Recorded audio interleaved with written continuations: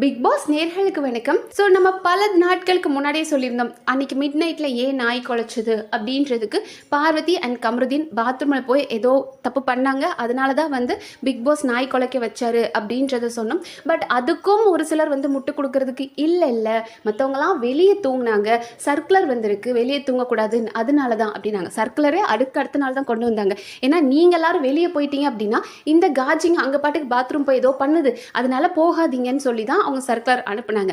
And இன்னைக்கு அந்த உண்மையை அவங்க நேற்று நைட்டும் பேசிட்டாங்க, இன்னைக்கு காலையிலும் அதை வச்சு பேசிட்டாங்க. ஏன்னா நேற்று இவங்க சாண்ட்ரா ஒரு வார்த்தையை சொல்லியிருப்பாங்க. நிறைய பேருக்கு எதனால வந்து சாண்ட்ரா மேலே பார்வதிக்கு இவ்வளோ கோபம் அப்படின்றது புரியல அப்படின்னாங்க. அதாவது சாண்ட்ரா இதை சொல்லிட்டாங்க, இந்த வீடு ஃபுல்லாக காமம் இருக்குது அப்படின்னாங்க. என்ன காரணம் அப்படின்னா, பார்வதி அண்ட் கமருதீன் அன்னைக்கு மிட் நைட்டில் பாத்ரூமில் போயிட்டு அவர் கிஸ் பண்ண போயிருக்காங்க அப்படின்னு பார்வதி சொல்லியிருக்காங்க. ஏன்னா அன்னைக்கு மிட் நைட்டில் அவங்க ரெண்டு பேரும் பாத்ரூம் போனாங்க. எல்லாரும் மற்றவங்க ஹவுஸ்மேட்ஸ்லாம் வெளியே போய் ஃபன் பண்ணிட்டு இருக்கும்போது மிட் நைட்டில் இவங்க பாத்ரூம் போய் எல்லை மீறினாங்க, அதனால தான் நாய் குலைச்சது. அண்ட் இதை வந்து பார்வதி சாண்ட்ரா கிட்டேயே சொல்லிட்டாங்க. எப்போ அப்படின்னா, இவருக்கு பார்வதி அண்ட் கமருதீன்குள்ள சண்டை வந்துச்சு இல்லையா, அந்த டைம் அவரை பற்றி பேசணும். அதாவது பார்வதிக்கு ஒருத்தர் மேலே கோபம் வந்துருச்சுன்னா அவங்கள எந்த அளவுக்கு தரைக்குறைவாக பேசுவாங்க. ரெண்டு பேருமே அப்படி தான், பார்வதி கமருதீன் ரெண்டு பேருமே அப்படி தான். அதனால் அவங்க எல்லாத்தையும் சொல்லிட்டாங்க. அன்றைக்கி மிட் நைட்டில் ஏன் நாய் குலைச்சது, அப்படியெல்லாம் இருந்த ஒரு பர்சன் அவன் அப்படின்றத சொல்லிட்டாங்க. அதை மீன் பண்ணி தான் சாண்ட்ரா வந்து இங்கே சண்டை நேற்று காரில் அந்த டாக் வந்துட்டு இருக்கும்போது எப்படி நீ எனக்கு காமருதின்னு சொல்கிற அப்படின்னு கேட்கும்போது, ஆமாம் வீடு ஃபுல்லாக கொட்டி கிடக்குது, பாத்ரூமில் போய் நீங்கள் தானே கிஸ் பண்ணிட்டு இருந்தீங்க அப்படின்றத சொல்லிட்டாங்க. அந்த கோபத்தில் தான் பார்வதிக்கு வந்து வெறி ஏறிடுச்சு. லைக், ஓ நீ வந்து நான் உங்ககிட்ட சொன்னதை நீ எல்லாரும் முன்னாடி சொல்லிட்டே அப்படின்னு. ஏமா உன்னை அந்த கமருதீன் வச்சு கிளின்னு கிழிச்சானே, நீ பேசினது நீங்கள் எல்லாம் பண்ணீங்க அப்படின்னு எல்லாத்தையும் கிழிச்சான் அத்தனை பேர் முன்னாடி. அப்போல்லாம் உனக்கு வெறி வரல, சாண்ட்ரா சொன்னது வெறி வந்துருச்சு. நாய் குலைச்சது அப்படின்றது எல்லாருக்கும் தெரியும். அண்ட் வீக்கெண்டில் சேதுபதி சார் அதை அட்ரஸ் பண்ணிட்டாரு. நீங்கள் எங்கே போயிருந்தீங்க, நீங்கள் எப்போதுமே சூப்பர் டீலக்ஸில் இருக்கிற கமருதீன் எங்கே போயிருந்தீங்க, இப்போ நாய் குலைக்கும் போது நீங்கள் எங்கே இருந்தீங்க அப்படின்னு அவங்களும் அட்ரஸ் பண்ணிட்டாங்க. ஊருக்கே தெரிஞ்ச விஷயத்த மறுபடியும் பேசுகிறதுனால என்ன ஆக போகுது, இவங்க தப்பு செய்யும்போது இவங்களுக்கு அந்த வெக்கமான சூடு சொரணெல்லாம் இல்லையா, ஆனால் இப்போ அது ஒருத்தர் சொல்லும் போது அவங்க மேலே கோபம் வருதா. நாய் அப்போ நீ தப்பு பண்ணாமல் இருந்திருக்கணும், இந்த வீட்டில் இத்தனை கேமராக்கள் இருக்குது, என்னால் கண்ட்ரோல் பண்ண முடியாது, பிக் பாஸ் என் எமோஷன்ஸை என்னால் கண்ட்ரோல் பண்ண முடியாது அப்படின்னு சொல்கிறேன், வெளியே போயிருக்கணும். அப்படி என்னால் முடியல, இந்த கேமரா இருக்குது என்னால் கண்ட்ரோல் பண்ண முடியாது, என்னால் அசிங்கமாக தான் இருக்க முடியும் அப்படின்னா வெளியே போயிருந்துருக்கணும். நீ அசிங்கத்தெல்லாம் பண்ணிவிட்டு அதுக்கு இன்னொருத்தரை நீ கேள்வி கேட்குற இல்லையா, அவன் பேசின வார்த்தைலாம் இருக்குல்ல கமருதீன்லாம், அவன்லாம் நிஜமாக லைஃப்பில் நிறைய பார்த்துட்டு தான் போவான். ஒரு அம்மான்றது இல்லாமல் ஒரு பொண்ணை பற்றி எவ்வளோ கேவலமாக பேச முடியுமோ அவ்வளோ கேவலமாக பேசியிருக்கா.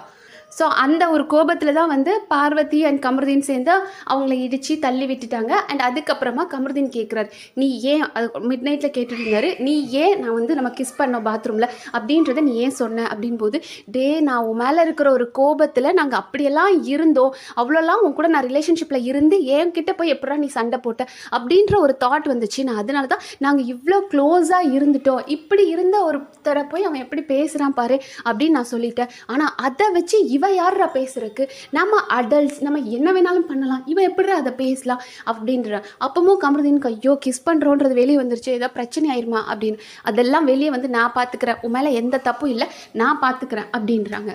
நீங்கள் என்ன கர்மத்தை வேணாலும் பண்ணுங்க, நீங்கள் அடல்ட்ஸ், நீங்கள் ரெண்டு பேரும் ஒருத்தர் கூட அஃபேரில் இருங்க, ரெண்டு பேருமே 10 பேர் கூட அஃபேரில் இருங்க, அது உங்கள் கர்மம் பிடிச்ச வாழ்க்கையை பற்றி எங்களுக்கு கவலையே இல்லை. ஆனால் இந்த கேமுக்குன்னு ஒரு சில சர்டன் ரூல்ஸ் ஃபாலோ பண்ணணும் இல்லையா, மைக்கை மறைச்சு பேசக்கூடாது, தனியாக போய் சைகையில் பேசக்கூடாது அப்படின்றது இந்த ரூல் தானே. அட்லீஸ்ட் அந்த ரூலை நீங்கள் ஃபாலோ பண்ண மாட்டிங்களா? அப்போ நீங்கள் ரூல் பிரேக் பண்ணும்போது கேட்குற உரிமை எல்லாருக்கும் இருக்குது. இந்த வீட்டில் நீங்கள் தப்பாக நடந்துக்கிறீங்கன்னா கேட்குற உரிமை அவங்களுக்கு இருக்குது. அண்ட் அதை தான் வந்துட்டு இப்போ பார்வை சொல்கிறாங்க, எதுவாக இருந்தாலும் நான் பார்த்துக்கிறேன் அப்படின்றாங்க. நீங்கள் பார்த்துக்குவீங்க பார்வதி, எங்களுக்கு தெரியாதா? அண்ட் உங்கள் அம்மா உங்களுக்கு எல்லா சப்போர்ட்டும் பண்ணுறதுக்கு உங்கள் அம்மா ஒருத்தங்க இருக்காங்க, அப்புறம் என்ன, அப்புறம் உங்கள் குடும்பமே உங்களுக்கு பெரிய சப்போர்ட், ரொம்ப செல்ல பிள்ளையாக வளர்த்துருக்காங்க இல்லையா, அவங்க வந்து நிற்க போகிறாங்க. அப்படி இருக்கும்போது இதுக்கெல்லாம் நீங்கள் கவலைப்பட போகிறீங்களா? இன்டர்வியூவில் கேட்குறதெல்லாம் உங்களுக்கு ஒரு மேட்ரே கிடையாது. ஹேர் ஆச்சு நீங்கள் பாட்டுக்கு போக போகிறீங்க. ஸோ அவங்க இருந்துட்டு நான் பார்த்துக்கிறேன்டா அப்படின்னாங்க. பார்வதி, சுபிக்ஷா, அரோரா இருந்தாங்க. பார்வதி திவ்யா இருக்கிற வரைக்கும் மூடிக்கிட்டு இருந்தா. ஆனால் திவ்யா போனதுக்கு அப்புறமா பேச ஆரம்பிச்சிட்டா. நீங்கள் பண்ணதெல்லாம் கரெக்டாக, நீங்கள் அன்றைக்கி எங்களை பிடிச்சி அமுக்குனீங்க இல்லையா, அப்போ எல்லாருக்கும் கரெக்டாக இருந்துச்சா? அண்ட் சாண்ட்ரா வெளியே போகுன்னா இல்லையா, சாண்ட்ராக்கு ஃபிக்ஸ் வந்துச்சு இல்லையா, அப்போ அரோரா நீ என்ன பண்ண, சுபிக்ஷா நீ என்ன பண்ண, உங்கள் கேமுக்காக இங்கே இருந்தீங்க இல்லையா அப்படின்னு. ஹேய், உன்னால் ஒருத்தி கஷ்டப்பட்டிருக்கா, உனக்கு கொஞ்சம் கூட மனசாட்சியே இல்லாமல் இப்போவும் தன்னோட தப்பை நியாயப்படுத்த முடியுது அப்படி அப்படின்னா இவன் மோசமான சைக்கோபாத் கைஸ். சீரியஸ்லாம் சொல்கிறேன். பார்வதி மாதிரி ஒரு ஆளை சப்போர்ட் பண்ணுறவங்க தயவு செஞ்சு உங்கள் மென்டல் ஹெல்த்தும் செக் பண்ணிக்கோங்க. அவள் பயங்கரமான சைக்கோவாக இருக்கா. அந்த சைக்கோபாத்ஸ்லாம் எப்படி இருப்பாங்கன்னா, ஒரு உயிரை கொன்று அதை ரசிப்பாங்க. நமக்கு தான் அது ஒரு மாதிரி கஷ்டமாக இருக்கும். அவங்களுக்கு பண்ணுறது அது நியாயப்படுத்துவாங்களே, அந்த மாதிரி தான். நிறைய பேர் பார்வதியை சப்போர்ட் பண்ணுறவங்க என்ன சொல்கிறாங்கன்னா, பார்வதி ரொம்ப ரியலாக இருக்காங்க, நமக்கு கோபம் வந்துடும், ஒரு இமோஷன்ஸ் காமிக்கிறோம்ல, அதே மாதிரி தான் பார்வதி இமோஷன்ஸ் காட்டுறாங்க. அவங்களால மற்றவங்கள மாதிரி ஃபில்டர் பண்ணி கண்ட்ரோல் பண்ணலாம் தெரியாது. அவங்க ரொம்ப ராவாக இருக்காங்க, ரியலாக இருக்காங்க. அதுக்கு பேர் தாண்டா அப்யூசர்ஸ். இப்போது நம்ம எத்தனையோ நியூஸ் பார்க்குறோம், தனக்கு ஒருத்தன் அடிச்சுக்கிறானுங்க, விபரீதமாக நடந்துருச்சு அப்படின்னு நியூஸ் பார்க்குறோம். அப்போ அதெல்லாம் எப்படி நடக்குது? ஒரு ஹீட் ஆஃப் த மொமெண்ட்ல சண்டை போட்டுக்கிட்டு இருக்கிறாங்க, ஏதோ பேச்சு வாக்கில் சண்டை வருது, பேச்சு வாக்கில் சண்டை வந்துருச்சு அப்படின்னா எதையோ எடுத்து அடிக்கிறான், ஏதோ ஒன்று நடக்குதுன்னு வைங்களேன், விபரீதமாக நடக்குது அப்படின்னா என்ன சொல்லுவாங்க? போலீஸ் ஸ்டேஷனில் போயிட்டு, சார் நான் சும்மா ஏதோ பேசிகிட்டு இருந்தேன் சார், ரொம்ப ராவாக ரியலாக பேசிக்கிட்டு இருந்தோம், அந்த நேரம் என்னால் என்னோட இமோஷன்ஸை கண்ட்ரோல் பண்ண முடியாமல் அடிச்சுட்டேன், பொட்டுன்னு போயிட்டான் அப்படின்னா முடிஞ்சிருமா? என்ன, அவன் எப்படினாலும் அவன் தப்பு பண்ணவன் தான், அவன் தண்டனைக்குரியவன் தான் இல்லையா? நீ ஹீட் ஆஃப் த மொமெண்ட்டில் நடக்கிற, நீ ரொம்ப ராவாக இருக்க, ரியலாக இருக்க. அப்போ நம்ம நாளைக்கு வந்து தப்பு பண்ணுற குற்றவாளி எல்லாரையும் வந்துட்டு அட பாவங்க, அவங்க ரொம்ப ராவாக ரியலாக இருக்காங்க, அவங்களால அவங்க கோபத்தை கண்ட்ரோல் பண்ண முடியல, பட்டுன்னு கோபம் வந்துருச்சு பண்ணிட்டாங்க அப்படின்னு சொன்னால் ஒத்துக்குவோமா?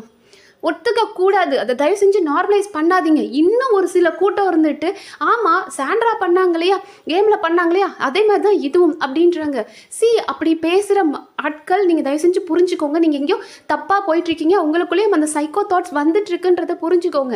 அன்றைக்கி அவங்க எல்லாரும் ஒரே டாஸ்கில் பிடிச்சி அமுக்குனாங்க, அதுவே தப்பு தான். அந்த கேம் நம்ம இன்ட்ரெஸ்டிங்காக இல்லை, அது தப்புன்றதை சொன்னோம். ஆனால் ஒருத்தனுக்கு மூச்சு விட முடியல, இப்போ சபரிக்கு சொல்கிறாங்க, எனக்கு மூச்சு விட முடியல, என்னை அமுக்காதீங்கடா அப்படின்னா கொஞ்சம் கொஞ்சமாக எல்லாரும் நகர்றாங்க. பட் இருந்தாலும் அவர் கையை காலப்பட்டு அமுக்குறாங்க, அது தப்பு தான். அப்போ அதுவும் தப்புன்னு தான் இங்கே பேசிகிட்டு இருக்காங்க. அப்போ எனக்கு ஒரு தப்பு நடந்துச்சு, நான் அதுக்கு இதை பண்ணேன் அப்படின்னு சொல்கிறது எந்த விதத்தில் நியாயம்? அண்ட் மோர் ஓவர் அவங்களுக்கு வந்து இந்த இடத்துல இவங்க மேலே, பார்வதிக்கு வந்து சாண்ட்ரா மேலே வந்த கோபமே என்ன அப்படின்னா, நான் சொன்ன ரகசியத்தை நீ எல்லார்ட்டையும் சொல்லிட்ட. ஏமா இது ஊருக்கே தெரிஞ்ச ரகசியம், ஊரே நார்ன ரகசியம், நீ கன்றாவியாக நீங்கள் பாத்ரூம்குள்ளே என்ன பண்ணீங்கன்றதை எல்லாரும் பேசியாச்சு.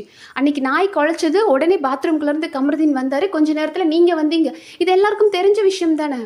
அப்போ தப்பு செய்யும்போது உங்களுக்கு அது தெரிஞ்சிருக்கணும். தப்பு செய்யும்போது இனிச்சிச்சு, இப்போ அதை மற்றவங்க சொல்லும் போது கசக்குதா? ஸோ அவங்க வந்து அவங்க தரப்பு நியாயத்தை பார்வதி சொல்லிட்டு இருந்தாங்க அரோரா கிட்ட, அரோரா தான் தப்பு அப்படின்ற மாதிரி. அப்புறம் வந்து எல்லாரும் சொல்லிட்டாங்க, அவட்டெலாம் பேச்சு கொடுக்காதீங்க, அவள் பேசி பேசி அவள் பக்கத்தை நியாயப்படுத்த ட்ரை பண்ணுவாள், பேசாதீங்க அப்படின்னாங்க. அண்ட் வினோத்தும் சொன்னார், பேசாமல் இருந்தாலே அவள் தூங்கிடுவா, நீ ஏன் பேசுகிற அப்படின்ட்டு போனார்.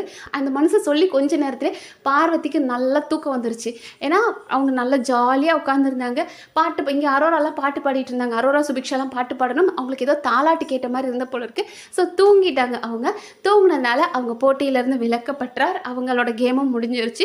அண்ட் அடுத்தது அரோரா அண்ட் சுபிக்ஷா தான். ஸோ அடுத்ததாக செகண்டாக அரோரா இறங்கிட்டாங்க, அதுக்கு அடுத்ததாக சுபிக்ஷா இறங்கிட்டாங்க. ஸோ இவங்க ரெண்டு பேத்துக்குள்ளேயுமே அந்த ஃபர்ஸ்ட் பிளேஸ்க்கும் செகண்ட் பிளேஸ்க்கும் இப்படி காம்படிஷன் போயிட்டே தான் இருக்குது. ஆனால் அது ஒரு ஹெல்தி காம்படிஷனாக பார்க்குறாங்க இல்லையா? அந்த சின்ன பொண்ணுங்க சுபிக்ஷா அரோராக்கெல்லாம் சின்ன பொண்ணுங்க தானே, அந்த சின்ன பொண்ணுங்களுக்கு இருக்கிற மெச்சூரிட்டி கூட இந்த எரும மாட்டுக்கு இல்லையே. ஒரு விஷயத்தை எப்படி அணுகணுன்றது தெரியல. எனிவேஸ் பார்வதி அண்ட் கமருதீனே அவங்க வாயால் உண்மையை ஒத்துக்கிட்டாங்க, பாத்ரூமில் போய் நாங்கள் தப்பு தான் பண்ணோம் அப்படின்றத ஒத்துக்கிட்டாங்க. பட் இன்னும் அவங்க சப்போர்ட்டர்ஸ் நீங்கள் அதை வந்து ஒத்துக்கலை, எங்களுக்கு வீடியோ ப்ரூஃப் வேணும், கேமரா இருந்தால் நாங்கள் வீடியோ ப்ரூஃபில் அவங்க என்ன பண்ணுறாங்கன்னு பார்த்தா தான் நம்புவோம் அப்படின்னா உங்களெல்லாம் ஒன்றுமே பண்ண முடியாது. சூப்பர், நீங்கள் நம்பிட்டே இருங்க. ஸோ டெஃபினட்டாக இவங்க ரெண்டு பேருக்கும் ரெட் கார்டு கொடுக்கணும் அப்படின்னு நிறைய பேர் வந்து வற்புறுத்திட்டு இருக்காங்க. ஸோ பார்ப்போம், இன்னும் ஷூட் ஸ்டார்ட் ஆனதுக்கப்புறம் நமக்கு அப்டேட்ஸ் கிடைக்கும். அண்ட் அதில் என்ன இன்ஃபர்மேஷன் வருது அப்படின்றத அப்டேட் பண்ணுறேன். நன்றி.